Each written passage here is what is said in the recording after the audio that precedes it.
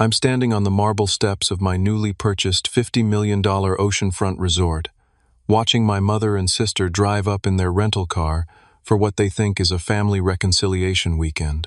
They have no idea I own this place. For 8 years, Mom claimed her modest beach house had no room for my 2 young children during family vacations. My sister Jessica mocked my software consulting as a little hobby while flaunting her trust fund lifestyle. Today, they discover who really built an empire. The foundation of this story begins 5 years ago when my father passed away suddenly from a heart attack.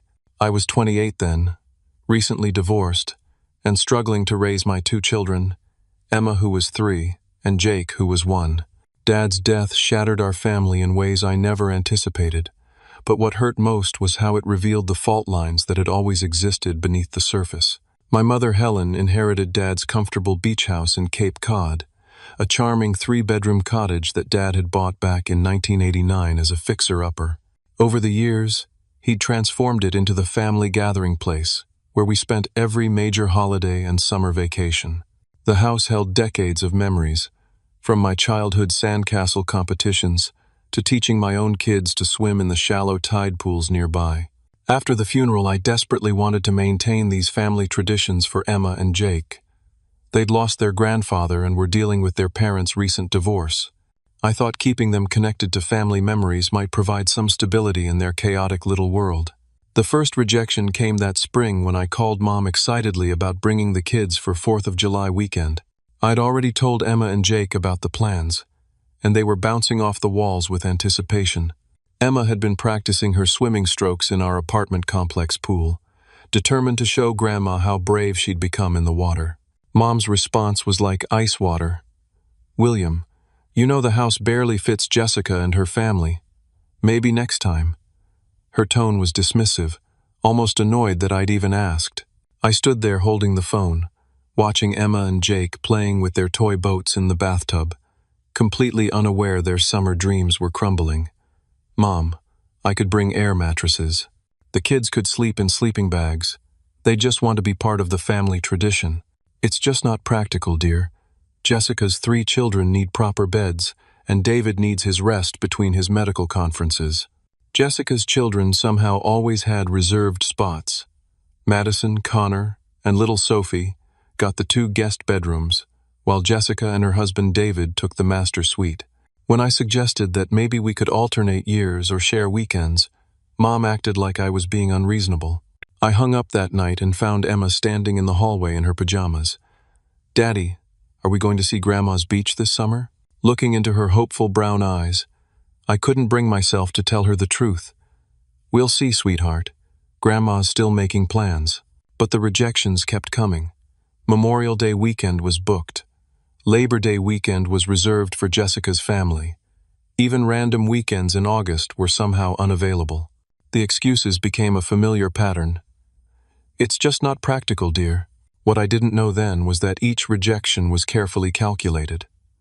I discovered this truth 2 months later through the most casual conversation imaginable. I was dropping off a package at the Miller's house next door to Mom's beach cottage when Mrs. Miller mentioned how lovely the new addition looked. "Addition?" I asked, confused. "Oh yes, your mother's winter project. Those 2 beautiful new bedrooms and the updated bathroom. She must be so pleased to finally have space for everyone." My blood turned cold. Mom had expanded the beach house the previous winter, adding 2 bedrooms and a full bathroom. She'd never mentioned it to me, not once. Every time she'd claimed there was no room, she'd been lying. She had a 5-bedroom house, with space for 12 people comfortably, and she was still telling me there wasn't room for my 2 small children. The no-room excuse wasn't about logistics, it was about favoritism. It was about choosing Jessica's family over mine, systematically and deliberately. Standing in the Miller's driveway that afternoon, I realized my children weren't just being excluded from vacations, they were being erased from family history. The pattern intensified over the next 2 years as my software consulting business began gaining momentum. I'd started the company 3 years earlier, building cybersecurity solutions for small businesses. While I was landing bigger contracts and hiring employees, my family treated my work like a hobby compared to Jessica's life as a trust fund recipient married to a prominent cardiologist. Memorial Day weekend of the following year, I called Mom 2 months early to secure spots for Emma and Jake.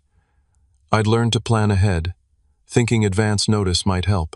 "Oh, honey, Jessica already booked the whole weekend for David's medical conference colleagues," Mom said, not even pausing to consider alternatives.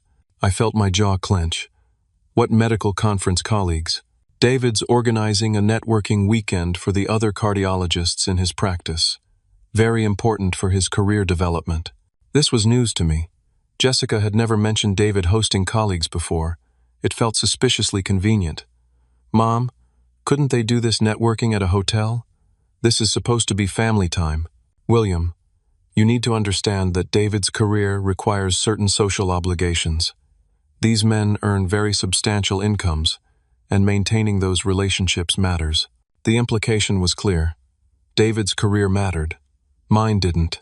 Labor Day weekend brought another creative excuse. Jessica's organizing a wine-tasting weekend for adults only. You understand how sophisticated wine appreciation requires a mature palate. "Your children are still so young," Mom explained. "They wouldn't appreciate the beach anyway." Emma was 5 by then, and Jake was 3.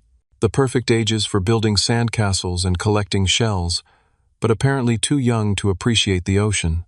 Christmas that year finally gave me a front row seat to the family hierarchy. We all gathered at the beach house for the holiday, and I got to witness the accommodation arrangements firsthand. Jessica's 3 children got the 2 guest bedrooms, plus one of the new addition bedrooms. Jessica and David took the master suite. Mom kept one new bedroom as her office space that doubled as storage for Jessica's family's belongings. Emma and Jake got sleeping bags in the living room. I watched my 5-year-old daughter trying to get comfortable on the hardwood floor, while her cousins complained about thread count in their comfortable beds upstairs. When Emma asked why they couldn't have real beds like Madison and Connor, I didn't have an answer that wouldn't break her heart. "Daddy, why doesn't Grandma like us?" she whispered that night as I tucked her sleeping bag around her tiny shoulders. I knelt down beside her, my heart shattering. "She loves you, sweetheart. Sometimes grown-ups make decisions that don't make sense." But I knew she was right. Mom didn't like us. Or more accurately, she didn't value us. We were the consolation family, the ones who got leftovers after Jessica's family had taken their fill. The next morning, as I helped Emma and Jake pack their sleeping bags, Jessica made one of her casually cruel comments that would stick with me for years. "Maybe if you had a real job instead of playing with computers, Mom would take you more seriously." She said it while sipping coffee from Mom's good china, the special cups that only came out for important guests. I was drinking from a chipped mug I'd used since high school. "My computer work pays for my children's health insurance and their daycare," I replied quietly. Jessica laughed. "That's adorable. David's Christmas bonus last year was probably more than your whole annual income." I didn't respond because arguing with Jessica was like wrestling with fog. But her words planted a seed that would grow into something much larger. If real jobs and substantial incomes were what earned respect in this family, I'd show them what a real job looked like. The breaking point came 3 months later when I overheard a phone conversation that shattered any remaining illusions about accidental scheduling conflicts. I'd arrived early to pick up Emma and Jake from a weekend visit with Mom when I heard her talking to Jessica through the kitchen window. "So we're all set for Sophie's birthday party weekend at the beach house?" Mom was saying. "Absolutely. The caterer confirmed for Saturday, and I've invited 12 families from her preschool. It'll be perfect." "And William doesn't know about the party?" "God, no. Can you imagine? He'd want to bring Emma and Jake, and Sophie's friends' parents don't need to deal with divorced dad drama." They were planning Jessica's youngest child's birthday party for the exact weekend I'd requested months earlier for Jake's 4th birthday. They weren't just excluding us anymore. They were actively planning around our exclusion, using the beach house as a social tool for Jessica's networking, while ensuring my children never got to experience the magic of family celebrations in the place that should have been their heritage too. Standing outside that kitchen window, listening to my mother and sister conspire against my children's happiness, something fundamental shifted inside me. The hurt was transforming into something much more powerful: determination. By spring of that year, my software company had achieved something extraordinary. We'd landed an $8 million contract with the Department of Defense to develop cybersecurity protocols for military installations. It was the kind of breakthrough that transforms a small consulting firm into a legitimate technology company overnight. Our team had grown to 15 employees, and industry publications were writing articles about our innovative approach to network security. I was bursting with pride and excitement when I called Mom to share the news. This felt like the moment when my family might finally understand that my computer work wasn't a hobby. It was a thriving business that was making a real difference. Mom, I have incredible news. We just signed a contract with the Department of Defense for $8 million. The Pentagon is using our cybersecurity software. There was a pause that lasted too long. That's nice, dear. Listen, I need to run. I'm helping Jessica plan her vacation to Martha's Vineyard. That's nice, dear. $8 million from the United States government was nice, dear. I'd just achieved something that put my company in the top tier of cybersecurity firms nationwide. And my mother's response was the same tone she'd use if I'd told her I'd found a good parking spot. Mom, do you understand what this means? This contract validates everything I've been building. We're not just a small consulting firm anymore. I'm sure it's very exciting for you, William, but I really do need to help Jessica. She's planning this elaborate anniversary trip for her and David, and there are so many details to coordinate. I hung up feeling deflated and angry. Nothing I achieved would ever matter to them. I could cure cancer or invent time travel, and they'd still see me as the little brother playing with computers while Jessica lived her trust fund princess life. As 4th of July weekend approached, I decided to make one final attempt to include my children in family traditions. Emma was 6 now, and Jake was 4. They were old enough to remember being excluded, old enough to internalize the message that they weren't important enough for family celebrations. I called Mom with what I thought was a reasonable proposal. I'm willing to pay for hotel rooms nearby for me and the kids. We don't need to stay at the beach house. I just want Emma and Jake to be part of the family beach day and barbecue. Mom's exasperated sigh came through the phone clearly. William, this is exactly what I mean. You're being pushy and dramatic. The weekend is planned, and adding more people changes the whole dynamic. More people? Mom, they're your grandchildren. They're children who need constant supervision. Jessica's kids are older and more independent. Before I could respond, I heard Jessica's voice in the background asking for the phone. Mom handed it over without asking if I minded. Look, little brother, Jessica said, using the condescending tone she'd perfected over 30 years. Just accept that some people are beach people and some aren't. Instead of trying to insert yourself into our plans, why don't you get your own vacation? Jessica, I'm not trying to insert myself. I'm trying to include my children in their own family. She laughed, and the sound was like fingernails on a chalkboard. When your computer hobby becomes a real business, maybe we'll talk. But until then, stop making everything about you. I was still processing the insult when my phone buzzed with another call. My lawyer's name appeared on the screen. I need to take this, I told Jessica. Sure, go play businessman, she said before hanging up. The call from my lawyer changed everything. William, I have an interesting opportunity I wanted to discuss with you. There's a luxury resort property coming available through a bankruptcy proceeding. Ocean Vista Resort on Cape Cod. Are you familiar with it? I nearly dropped the phone. Ocean Vista Resort was legendary in our area. It was the most exclusive property on the same stretch of coastline where Mom's beach house sat, about 2 miles north. The resort had been built in 1923 and had hosted presidents, celebrities, and foreign dignitaries for decades. It featured 50 oceanfront suites, 3 restaurants, a championship golf course, and a private beach that stretched for over a mile. The current owners overextended themselves with renovations and can't meet their debt obligations, my lawyer continued. The property is going to auction, but there's an opportunity for a direct sale if someone can move quickly with cash. As he spoke, I found myself looking out my office window toward the harbor. My kids were at daycare, probably playing with toys while other children talked about summer vacations with their families. Emma had stopped asking about Grandma's beach house, which somehow hurt more than her questions had. What kind of numbers are we talking about? I asked. 52 million for the complete property, including all furnishings, equipment, and existing bookings. I know it sounds like a lot, But with your company's recent valuation and the DoD contract, it might be possible to structure the financing. The irony was overwhelming. My family always talked about Ocean Vista Resort as the kind of place that was too expensive for regular people. Dad used to drive us past it when we were kids, pointing out the helicopter pad and telling us stories about the famous guests who'd stayed there.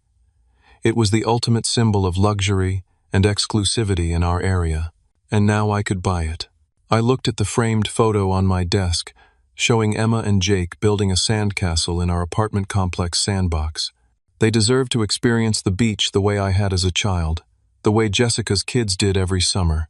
But more than that, they deserved to feel valued and included by their own family.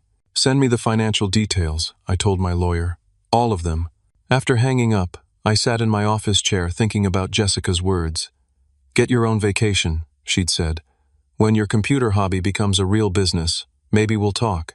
I was about to show them what a real business looked like. Over the next 18 months, I lived a carefully orchestrated double life. To my family, I remained the struggling single dad with the computer hobby, showing up to occasional family events in my regular clothes, driving my practical Honda sedan, and listening to their continued dismissive comments about my career. Meanwhile, I was secretly purchasing and transforming Ocean Vista Resort into the most luxurious family destination on the East Coast. The property inspection took place on a foggy October morning, when I knew my family would be occupied with Jessica's elaborate Halloween party planning. I met the real estate agent at the resort's grand entrance, a sweeping marble staircase flanked by columns that had welcomed guests for nearly a century.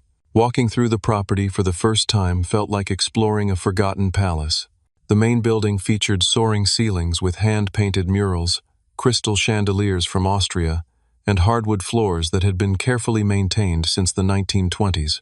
Each of the 50 suites offered unobstructed ocean views, private balconies, and bathrooms with imported Italian fixtures. But it was the children's amenities that captured my imagination. The resort had been designed during an era when wealthy families traveled with multiple generations. There was an enormous heated pool complex, with a dedicated children's area featuring water slides and fountains. The private beach included supervised activity areas where kids could learn sailing, kayaking, and marine biology. There were tennis courts, a miniature golf course, and even stables with gentle horses for riding lessons. This wasn't just a luxury hotel. It was a place where families could create lifelong memories together. The previous owners invested heavily in renovations, the agent explained as we toured the spa facility. They updated all the mechanical systems, added fiber optic internet throughout, and obtained permits for helicopter access. Unfortunately, they ran out of capital before they could reopen. I found myself envisioning Emma and Jake running through these halls, splashing in the pools, learning to ride horses on the beach trails. But more than that, I imagined other families experiencing the joy of being together in a place designed specifically for connection and celebration. The financing came together more smoothly than I'd expected. My software company's valuation had reached $24 million following the DoD contract, and our expanding client base included Fortune 500 companies and government agencies. Banks were eager to work with us, especially when they saw the resort's historical revenue figures and the tourism projections for Cape Cod. I structured the purchase through a holding company to maintain privacy. As far as public records showed, Ocean Vista Resort was being purchased by Atlantic Hospitality Group, a mysterious investment firm with offshore connections. I wanted to control the timeline of revelation carefully. The renovation and restoration process became my secret obsession. I hired the best hospitality designers in the country, importing marble from the same Italian quarries used in the original construction. We installed infinity pools that seemed to blend seamlessly with the Atlantic horizon. The spa was expanded to include treatments specifically designed for families, with side-by-side massage rooms where parents and children could relax together. The staff hiring process was equally meticulous. I recruited from 5 diamond hotels and resorts nationwide, looking for professionals who understood that luxury hospitality wasn't just about thread count and champagne service. It was about creating experiences that families would treasure forever. During this time, I maintained my appearances at family events like an actor playing a role. At Jake's 5th birthday party, which we celebrated at a local pizza restaurant because Grandma's beach house wasn't available, Jessica made her usual comments. "Still playing with computers, little brother? When are you going to get a real job that actually matters?" I smiled and helped Jake blow out his candles, knowing that 2 miles away, construction crews were installing a playground that would make any 5-year-old boy think he'd discovered paradise. Mom's dismissive comments continued as well. At Emma's school holiday concert, where Jessica's family occupied the front row while I sat in the back, Mom mentioned how nice it must be that my work was so flexible. "It's wonderful that your computer hobby gives you time to attend these little school events," she said with what she probably thought was kindness. "Jessica and David are so busy with important commitments that they have to be very selective." I nodded and took photos of Emma singing in the children's choir, knowing that in 6 months I'd be hosting grand opening celebrations for governors, senators, and business leaders from around the world. The most challenging part of the double life was managing my children's expectations. Emma and Jake could sense that something big was happening in Daddy's work life. I was taking more business trips for site visits and staff training. I was on phone calls with architects, interior designers, and hospitality consultants. But I couldn't explain what I was building because I wanted the reveal to be perfect. "Daddy, are you building something really big?" Emma asked one evening as I reviewed renovation plans after putting them to bed. "Maybe, sweetheart. Would you like it if Daddy built something special for families? Like a place where kids could play and parents could be happy together?" Her innocent wisdom took my breath away. Exactly like that. Spring arrived with final preparations for the resort's grand opening. Local newspapers were already buzzing about the mysterious new owners of Ocean Vista Resort. The Cape Cod Times ran a feature story about the massive renovation project and the rumored investment of over $15 million in improvements. The headline read, "Mysterious Tech Mogul Transforms Historic Ocean Vista Resort." The article included aerial photography showing the stunning transformation of the property, with the infinity pools, expanded spa, and new family recreation areas clearly visible. What the photographer had captured unknowingly was my mother's modest beach house in the background, looking like a tiny cottage in the shadow of my sprawling resort empire. I knew my family would see the article. I knew they'd start asking questions, and I knew the moment of revelation was finally approaching. As I stood on the resort's main balcony that evening, watching the sunset paint the Atlantic in shades of gold and crimson, I felt a deep sense of satisfaction. Not because I'd built something impressive, though I had. Not because I'd proven my business was real, though I had done that too. I felt satisfied because I'd created something that would give families the opportunity to be together in a place designed specifically for love, connection, and celebration. Something my own children had been denied, but would now have forever. The grand opening was 3 weeks away. Soon, my family would discover exactly what kind of empire their computer hobbyist had built. The phone call came on a Tuesday morning in late May, 3 days after the Cape Cod Times article hit newsstands across Massachusetts.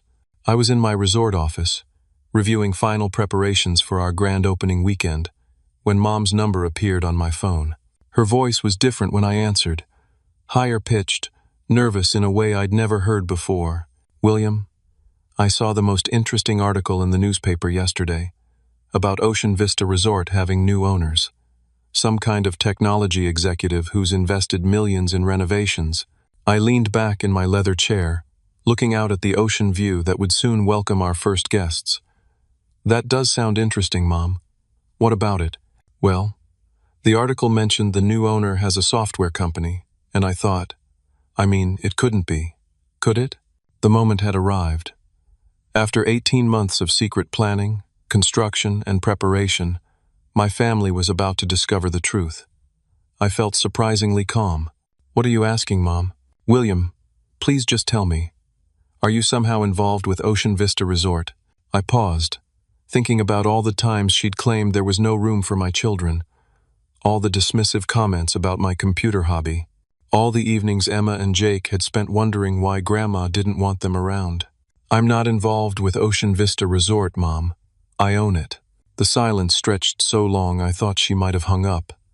Then I heard her breathing, quick and shallow. You own it? The entire resort? Every square inch? 50 oceanfront suites, 3 restaurants, spa, golf course, private beach, helicopter pad, all of it. Another long pause. But how is that possible? That place must be worth $52 million. I bought it in cash. I heard her gasp, followed by what sounded like her sitting down heavily in a chair. Before she could respond, my phone beeped with another call. Jessica's name appeared on the screen. Mom, I need to take this. It's probably Jessica calling with similar questions.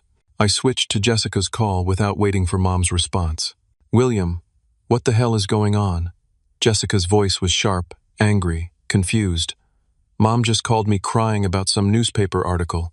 She says you bought Ocean Vista Resort? That's impossible. Why is it impossible, Jessica? Because that place costs more money than people like us ever see. You'd need to be worth, I don't even know, $20 million? $50 million? More? My company's current valuation is $43 million, but I didn't need to sell the company to buy the resort. I had sufficient cash reserves from our government contracts and private sector deals. The silence from Jessica was even longer than Mom's had been. When she finally spoke, her voice had lost all its usual condescension. You're serious? You actually own Ocean Vista Resort? Grand opening is this weekend. We're hosting the governor of Massachusetts, 3 senators, and about 200 business leaders from across New England. The Boston Globe is sending their travel writer to review our family amenities. I don't understand. When did this happen? Why didn't you tell us? The question was so absurd I almost laughed. When would I have told you, Jessica? During one of our conversations about my computer hobby.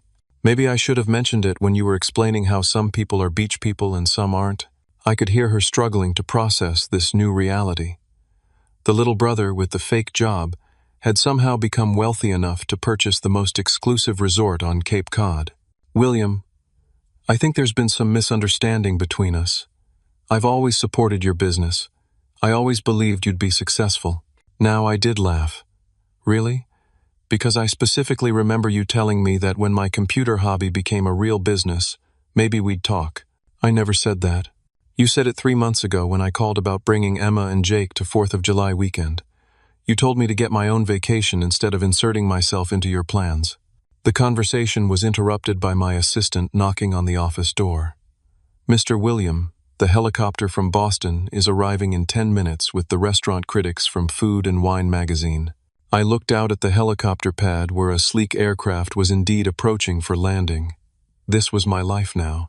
Restaurant critics arriving by helicopter to review my resort's dining options.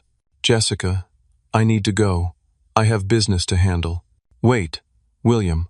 Obviously we should plan a family reunion at your resort. This is incredible. We need to celebrate your success as a family. That's an interesting idea. Let me think about it.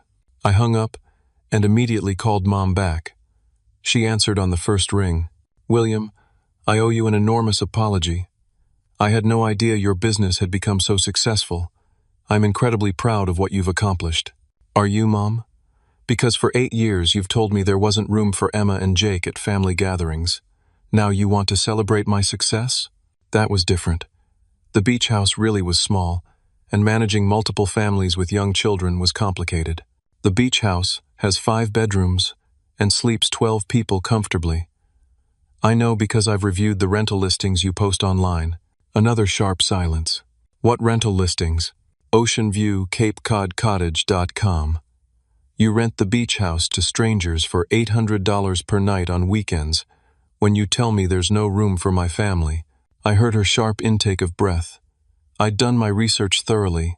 For 3 years, Mom had been running the beach house as a vacation rental business, advertising it as perfect for large family gatherings, while simultaneously telling me it was too small for my children. Those rentals help me maintain the property. The income pays for upkeep and repairs. The same weekends I requested for Jake's birthdays, you were renting to complete strangers because $800 was more valuable to you than your grandson's happiness. William, you're taking this the wrong way. The wrong way? Mom, I have screenshots of your rental calendar. The weekend I requested for Emma's 6th birthday party, you rented to a family from Connecticut. You chose rental income over your granddaughter's birthday celebration. Before she could respond, Jessica called back. I looked at both phones ringing and realized this was the conversation I'd been preparing for since the day I'd overheard them planning Sophie's birthday party at the beach house. I need to go, Mom. I have a resort to run. But I want you and Jessica to think carefully about something. For 8 years, you've made my children feel unwelcome and unimportant. You've dismissed my career and my success. You've chosen convenience and money over family relationships. But we can fix this now. We're family. Yes, we are family. And I've spent the last year and a half building the most beautiful family resort on the East Coast. A place designed specifically for bringing families together and creating memories that last forever. I paused, looking out at the infinity pools where families would soon be laughing and playing together. Unfortunately, Mom, when I look at our booking calendar for the summer, I'm finding the same thing you found for 8 years. There just isn't room. The grand opening weekend exceeded every expectation. Ocean Vista Resort welcomed governors, senators, business leaders, and travel writers from the most prestigious publications in the country. The Boston Globe's review called it a masterpiece of family luxury that sets a new standard for East Coast hospitality. The New York Times travel section featured us on their front page with the headline, "Where Luxury Meets Family Values." But the most important guests that weekend were Emma and Jake, who finally got to experience what it felt like to be valued and celebrated. They rode horses on the beach, learned to sail in the protected cove, and fell asleep each night in an oceanfront suite larger than our entire apartment. "Daddy, did you really build all this for families?" Emma asked, as we watched the sunset from our private balcony. "I built it because every family deserves a place where they can be together and feel special," I told her. What I didn't tell her was that I'd also sent formal invitations to Mom and Jessica for the grand opening weekend. Beautiful, engraved invitations that arrived by messenger at their homes, inviting them to experience the resort as my personal guests. They both called within hours of receiving the invitations. Mom's call came first. "William, this is so generous. I'd love to attend your grand opening. When should David and I plan to arrive?" "Actually, Mom, the invitation is just for you and Jessica. It's not a family weekend, but Jessica's family will want to see the resort too. The children would love the pools and activities." "I'm sure they would. But this particular weekend is designed for adults only. You understand how sophisticated resort appreciation requires a mature perspective." I was using her own words from the wine-tasting weekend that had excluded my children 3 years earlier. The irony wasn't lost on either of us. Jessica's call came that evening. "William, I'm so excited to see what you've built. Should I pack resort wear for the whole family?" "The invitation is for adults only, Jessica. I thought you'd appreciate the opportunity to experience luxury hospitality without the complications of managing children. But the kids would love to see Uncle William's resort. I'm sure they would love it." Unfortunately, managing multiple families with young children would change the whole dynamic of the weekend. Again, her own words thrown back at her. She was quiet for a moment before responding. "I see what you're doing." "What am I doing?" "You're punishing us for not including Emma and Jake in family vacations." "I'm not punishing anyone. I'm simply applying the same logic you've used for years. Some people are resort people, and some aren't." The weekend arrived with perfect weather and flawless execution. Mom and Jessica arrived Friday afternoon in Jessica's BMW, looking nervous and out of place as they approached the grand entrance where uniformed valets waited to assist guests. I met them on the marble steps wearing a custom-tailored suit, looking every inch the successful resort owner I'd become. Behind me, the resort bustled with activity as senators, governors, and Fortune 500 executives enjoyed welcome cocktails on the oceanfront terrace. "William, this is incredible," Mom said, staring up at the columns and crystal chandeliers visible through the massive windows. "Thank you. I'm proud of what we've built here." Jessica was taking in the helicopter pad where aircraft arrived every few minutes, the fleet of luxury vehicles in the circular drive, and the obvious wealth of the other guests. "I can't believe you did all this." "Believe it. Would you like me to show you around?" The tour I gave them was carefully choreographed. I showed them the presidential suite where the governor of Massachusetts was staying, pointing out the hand-painted murals and imported Italian marble. I walked them through the spa where Fortune 500 executives were receiving treatments, highlighting the amenities designed for the most discerning guests. But what I really wanted them to see were the family areas they'd never allowed my children to experience anywhere else. The children's pool complex with water slides and fountains, the beach activity center where kids could learn sailing and marine biology, the stables where children took riding lessons along the shore. All of this is designed for families, I explained as we watched other guests' children playing happily in the pools while their parents relaxed on comfortable loungers nearby. The entire philosophy of the resort is that luxury and family time shouldn't be mutually exclusive. Mom was looking around with obvious discomfort. It must be very expensive for families to stay here. Our family packages start at $3,000 per night for oceanfront suites that sleep 6 people. But the experience is priceless. Children get to feel valued and included in luxury environments that create lifelong memories. Jessica had been unusually quiet during the tour. Finally, she spoke up. "William, I think we need to talk honestly about the past few years. What about them? I owe you an apology. We treated you and your children unfairly. We were standing on the main balcony overlooking the Atlantic, the same view I'd dreamed of sharing with Emma and Jake during all those rejected vacation requests.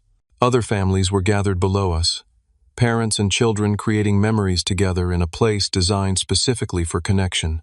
What specifically are you apologizing for, Jessica? For not making room for Emma and Jake, for dismissing your career, for making you feel like your family wasn't important to us." Mom nodded vigorously. "I'm sorry too, William. I was wrong about the beach house. I should have found ways to include everyone." I appreciated their words, but apologies couldn't undo 8 years of exclusion and dismissal. More importantly, I needed to know if they'd actually learned anything from experiencing their own exclusion. That evening at the welcome dinner, I gave them front row seats to watch how successful, wealthy families actually treated each other. Senator Richardson's family included 4 children ranging from age 5 to 15. Throughout the elegant 5-course meal, the parents made sure each child felt valued and included in conversations. When the youngest wanted to share a story about finding a hermit crab on the beach, the entire table listened with genuine interest. I watched Mom and Jessica observing these interactions, seeing how natural inclusion looked when parents prioritized their children's emotional needs over social convenience. After dinner, as other guests moved to the terrace for live jazz music, I invited Mom and Jessica to join me in the resort's private library for the conversation I'd been planning for 18 months. "I want to share something with you both," I began, pulling out a folder I'd prepared. "These are the occupancy records from the beach house for the past 3 years. I spread the printed pages across the mahogany table, showing them rental confirmations, payment records, and guest reviews from families who'd stayed at the cottage during weekends I'd requested for my children. Memorial Day weekend, 2021. When you told me Jessica's family had reserved the house for David's medical conference colleagues, you actually rented it to the Morrison family from Hartford for $1,600. Jessica stared at the documents.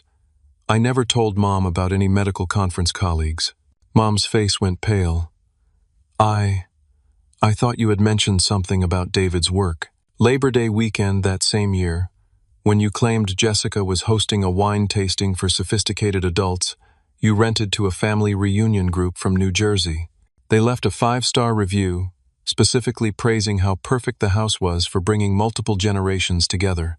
I pulled out more papers. Christmas week 2022, while my children slept on the living room floor, you had confirmed reservations from strangers for the following 3 weekends, earning $2,400. The silence in the library was deafening. Outside, I could hear the sounds of families enjoying evening activities together, children laughing as their parents helped them make s'mores around the beach fire pit. "You chose rental income over your grandchildren's happiness," I said quietly. "You invented stories about family conflicts and scheduling problems to justify excluding Emma and Jake, then rented their spaces to strangers for money." Mom was crying now. "I never meant for it to hurt them, but it did hurt them." Emma stopped asking about Grandma's beach house because she learned that other people's children were always more important than she was. Jessica wiped her eyes. "We were horrible to you, And the kids. Yes, you were.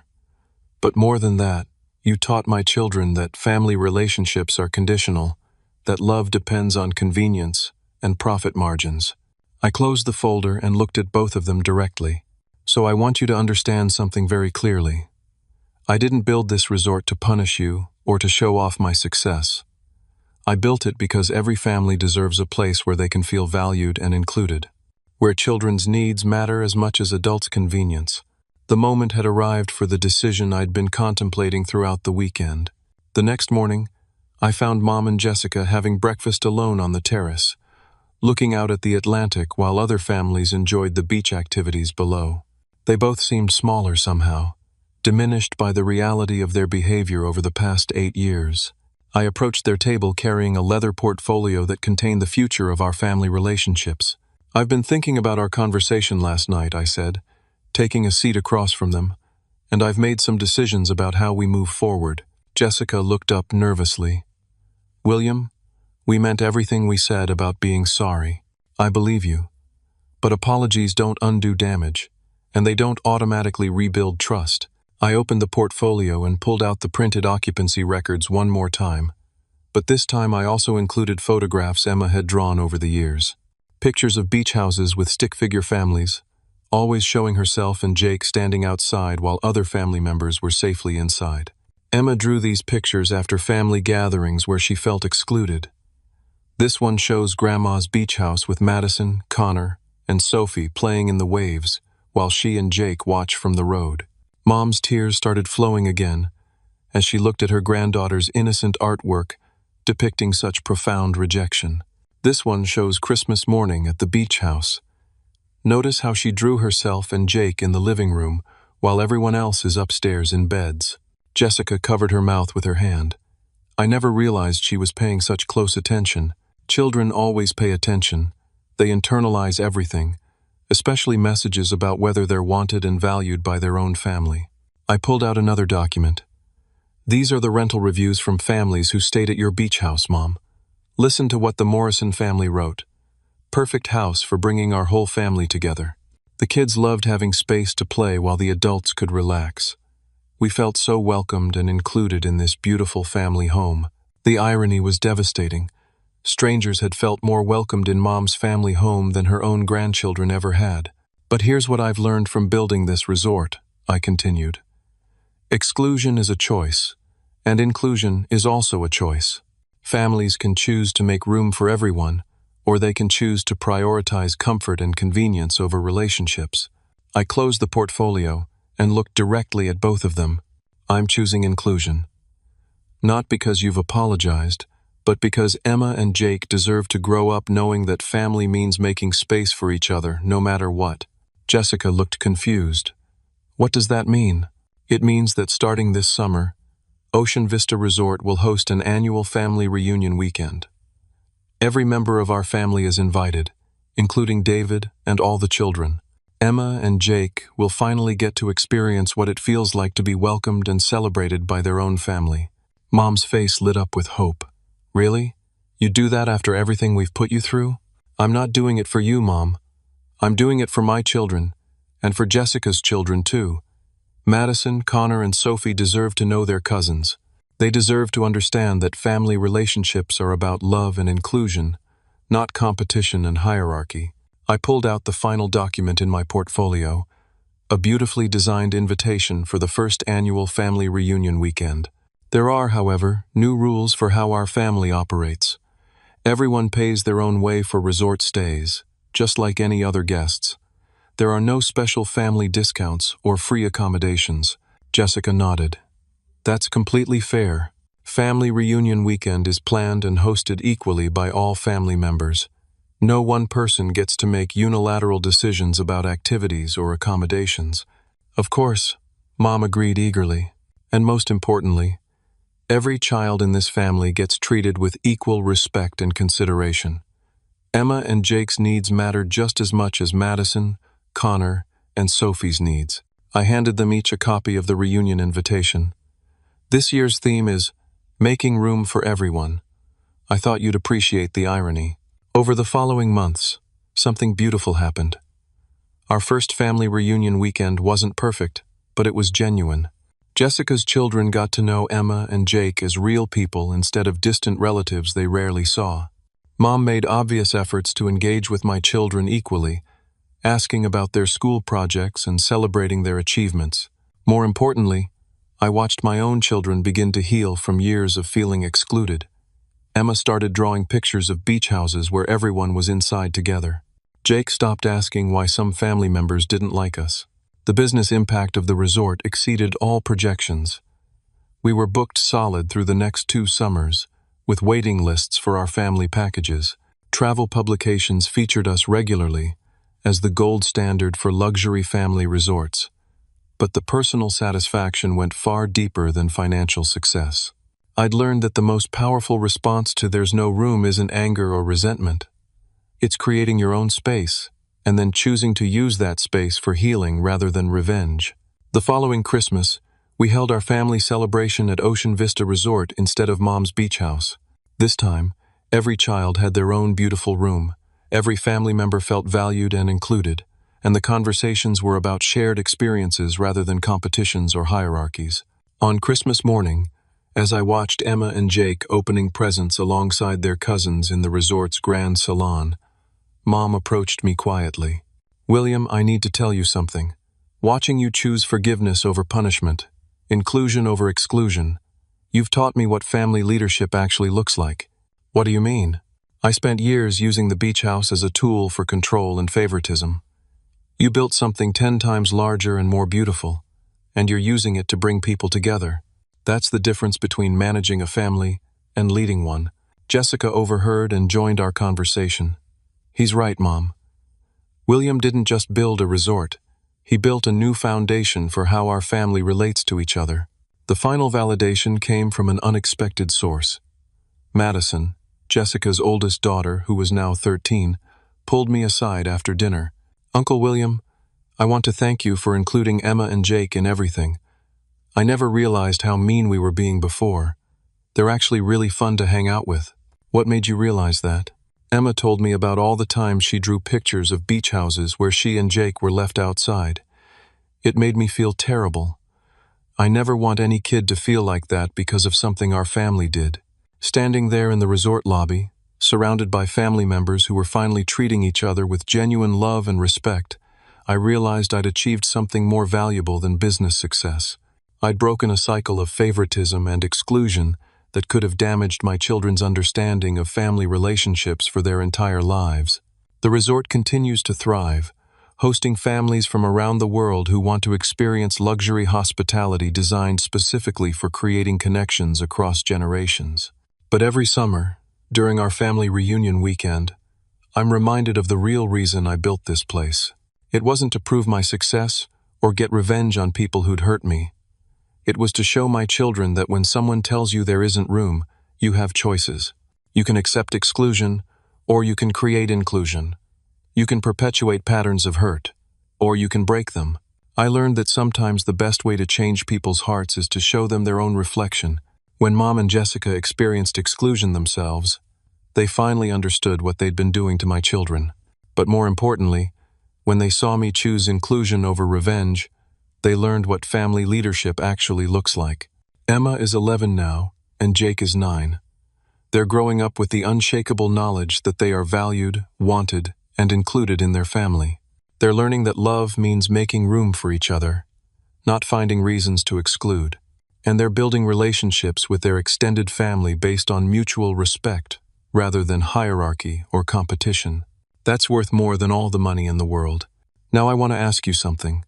Have you ever experienced a situation where family members made you feel excluded or unvalued? How did you handle it, and what did you learn from the experience?